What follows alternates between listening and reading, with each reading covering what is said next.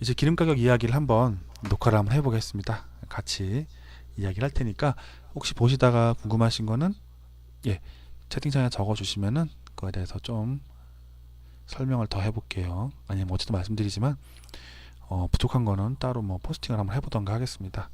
자, 한번 봅시다. 기름 가격이 지금 올라가고 있는 건 저희는 알고 있죠. 오늘도 많이 올라갔는데 기름 가격 올라가는 거의 근본은 뭘까? 뭐 다른 것도 있겠지만 역시 무엇보다도 경기가 상승해갖고 좋아졌다는 얘기겠죠. 지금 보시면은 잘 보이시죠? 화끈하게 화면이 커졌죠. 에버노트의 힘입니다. 예, 좋아요. 이런 면에서는 보시면은 첫 번째 여기 나오는 2014년 10월 보면은 이제 유로존 매니팩처링 PMI라고 써 있죠. 그러니까 유로존의 그 제조업 구매 관리자 지수입니다. 어제도 구매 관리자 지수에서 많이 얘기를 했었는데 각 대기업이나 서베이 기업들의 구매 담당자들이 경기를 어떻게 보는가, 아니면 물건 앞으로 살 건가, 그걸 갖다가 이제 설명을 해주, 그 설문조사를 통해서 조사 영해 주는 거죠. 보시면은 첫 번째 보였던 이제 2014년 10월 보면은 유럽 쪽의 경기 상태가 별로 안 좋습니다. 여기 나와 있는 전체 중에 제일 안 좋은 상황이죠. 밑에 내려가 있으니까.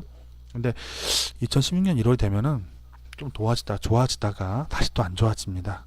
2016년 2016년 1월이 좀 중국도 그렇고 한국도 그렇고 뭐 주식이나 아니면 여러 가지 산업 경기의 저점이었습니다. 근데 유럽도 같이 안 좋아진 것이죠. 글로벌적으로 많은 것들이 서로 물려 있습니다.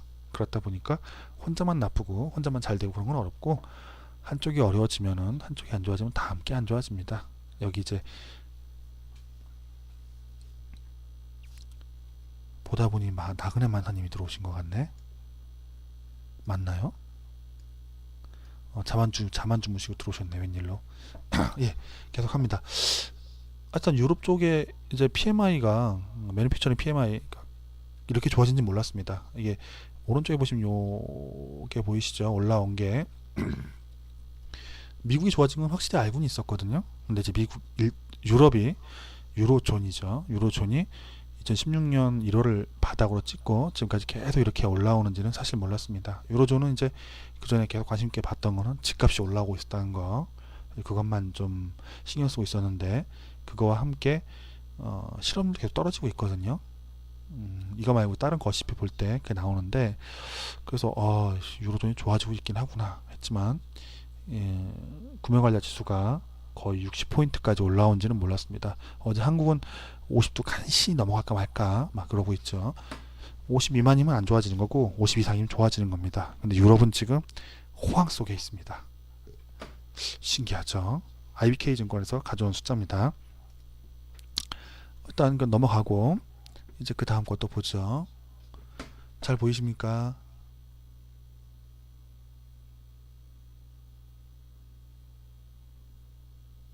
넘어가 보겠습니다. 자, 천연가스 석탄입니다. 천연가스하고 석탄을 아까도 좀 설명을 해드렸었는데, 이걸 보는 이유는 그거죠. 첫 번째 말씀드릴 건 요거죠. 아까 말씀드린 2016년 1월이 바닥이었습니다. 그 후에 석탄 가격하고 천연가스 가격이 쭉 올라옵니다. 그리고 2016년 11월, 아니 17년 1월이 되면은 또 가라앉기 시작합니다.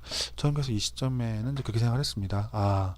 이게 떨어지는 걸 보니 경기가 꺾였구나 라고 생각을 했었거든요.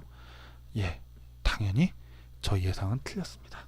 틀리고 이게 뭐 미천한 저의 능력을 이제 깨닫게 되었죠.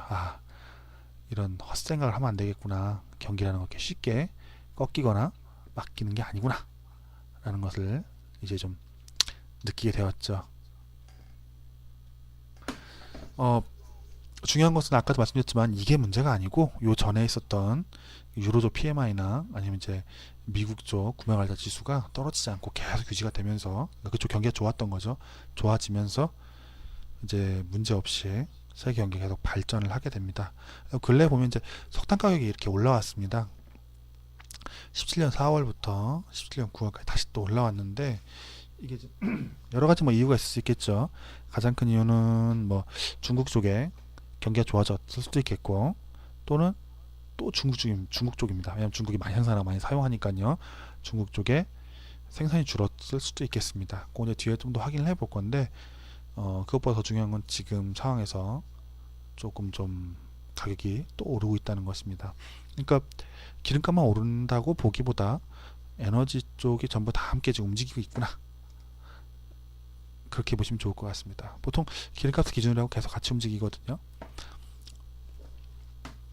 화폐도 이제 유럽 경기가 계속 좋아지고 있다고 말씀을 드렸는데, 사실은 이놈도 좀 정체를 했습니다. 이제 구리 가격이죠. 전기 동이라고 나오는데, 보시면은 요 부분 기간 동안 17년 1월서부터 또 빠졌었답니다. 이렇게 또 동 가격이 한동안.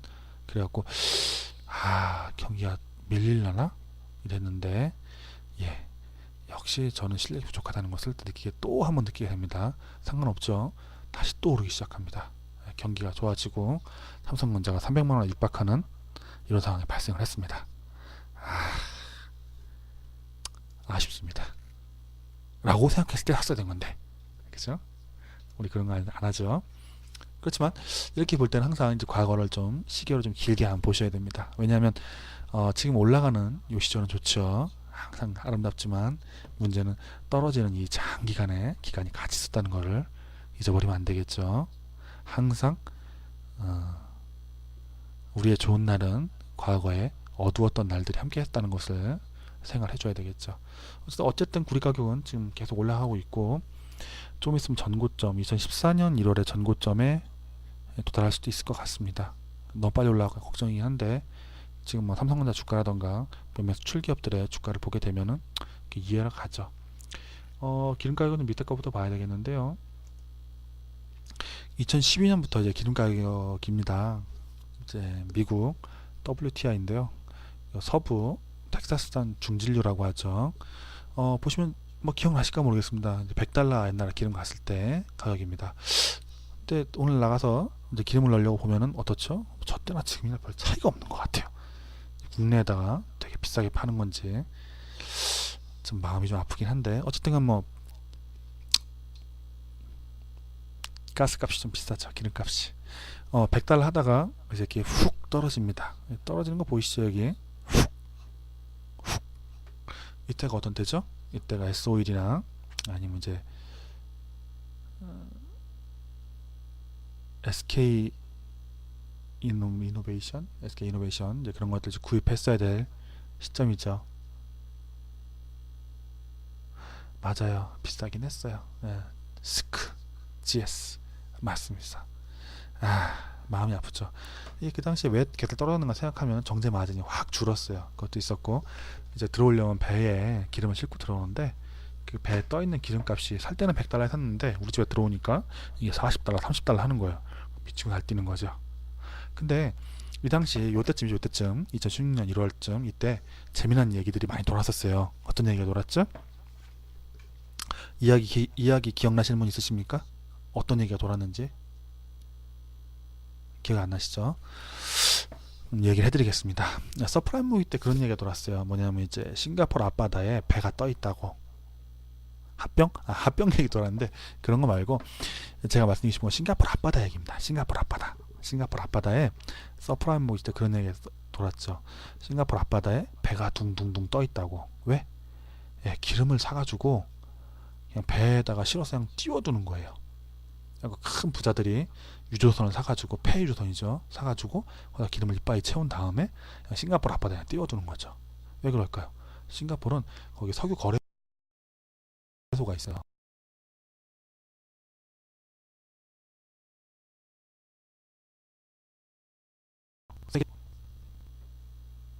들리십니까? 컴퓨터가 좀 멈췄어요. 계속 나가봅니다. 싱가포르 앞바다에 그 유조선들이 떠 있었다고 합니다. 왜냐하면 이제 거기에 싱가포르에는 석유 거래소가 있어가지고 그 앞에 사갖고 띄워두면은 뒤에다 팔아먹기 쉽고 하니까 결국 거기서 다시 팔아야 되니까 거기다 이렇게 띄워뒀다고 해요. 근데 이제 이때 보시면은 이제 16년 1월쯤 해가지고 있던 이 시점에도 이제 그런 얘기가 돌았습니다. 뭐냐면 이제 배를 사가지고 싱가포르 앞바다에다가 띄워둔 겁니다. 거기다가 뭘 집어넣었죠? 원유를 가득 실어놓은 거죠.